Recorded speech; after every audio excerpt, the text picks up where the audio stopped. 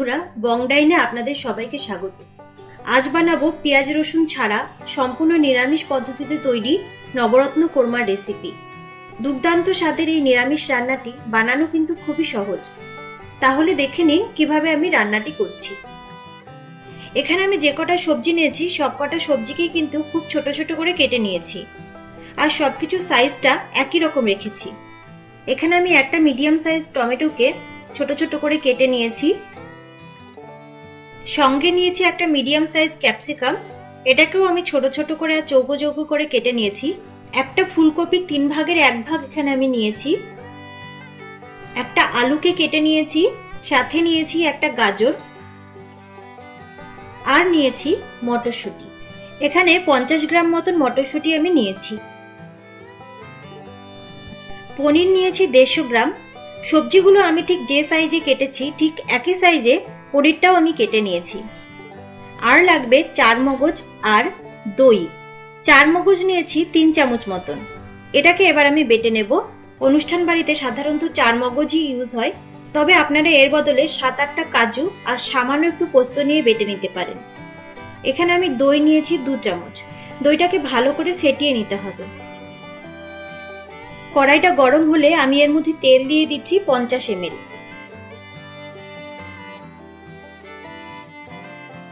এরপর একে একে সব সবজিগুলো আমি ভেজে নিচ্ছি, তবে প্রত্যেকটা সবজি আমি আলাদা আলাদা করে ভেজে নেব, কারণ প্রত্যেকটা সবজির ভাজার টাইম কিন্তু আলাদা। আরেকটা ব্যাপার হলো, কোনো সবজিকেই কিন্তু একদম নরম করে ভাজা যাবে না। মোটামুটি মিডিয়াম যখন ভাজা হয়ে যাবে তখন সবজিগুলো তুলে নিতে হবে।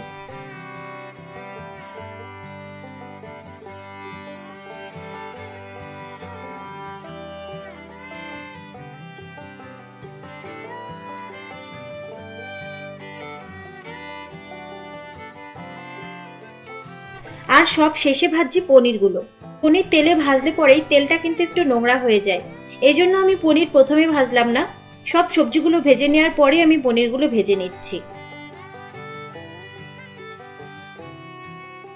পনিরগুলো ভাজা হয়ে গেছে। এবার আমি তেলে ফোড়ন দিয়ে দিচ্ছি।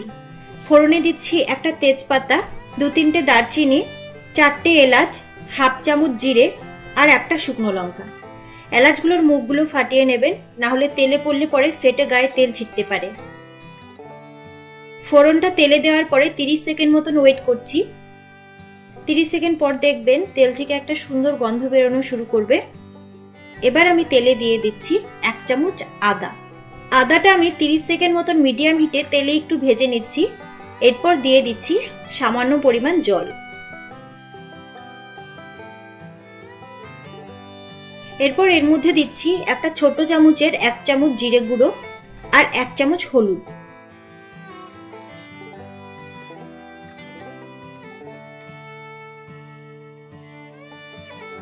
দিয়ে দিচ্ছি 1 চামচ লবণ। লবণটা আপনারা আপনাদের পরিমাণ মতন দিয়ে নেবেন। এরপর আমি তেলে দিচ্ছি হাফ চামচ কাশ্মীরি লাল লঙ্কা গুঁড়ো।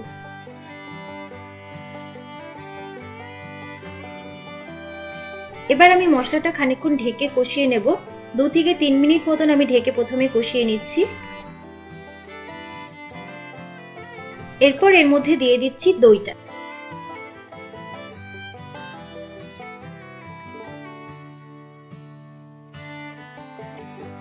দইয়ের বাটিটা ধুয়ে সামান্য একটু জলও দিয়ে দিচ্ছি।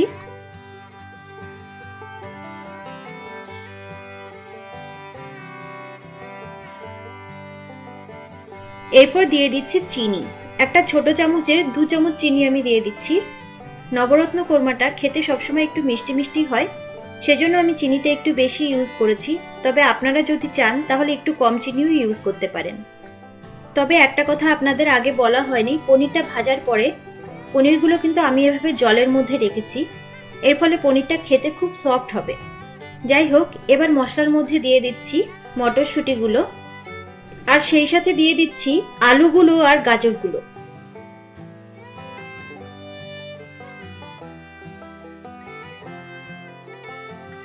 এবার ভালো করে নাড়িয়ে চাড়িয়ে আমি মশলাটা কষিয়ে নেব।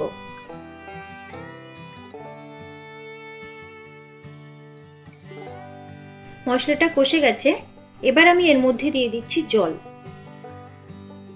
বেশি জল আমি দেব না, মোটামুটি 300 ml মতন জল আমি দিয়েছি, কারণ পনিরটাও আমি জলে ভিজিয়ে রেখেছি। আর ওই জল শুদ্ধ পনিরটাই আমি এর মধ্যে দিয়ে দিচ্ছি। এরপর এর মধ্যে দিয়ে দিচ্ছি ক্যাপসিকামগুলো, আর সেই সাথে ফুলকপি আর টমেটোগুলো।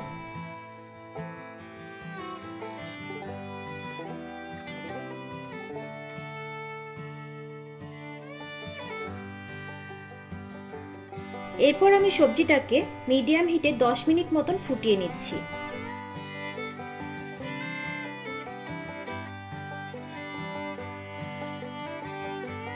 দশ মিনিট হয়ে গেছে, জলটাও অনেকটা কমে এসেছে দেখতেই পাচ্ছেন, আর সবজিটাও অনেকটাই ঘন হয়ে গেছে।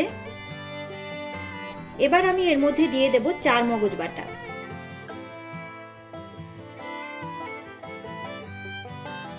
একটু ভালো করে নেড়ে চেড়ে সবকিছু মিশিয়ে নিয়ে আরও 3 থেকে 4 মিনিট আমি নবরত্নটা রান্না করে নিচ্ছি।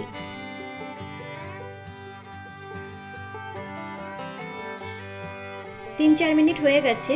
এবার আমি দিয়ে দিচ্ছি 1 চামচ গরম মশলা, একটু নাড়িয়ে চাড়িয়ে ভালো করে মিশিয়ে নিচ্ছি।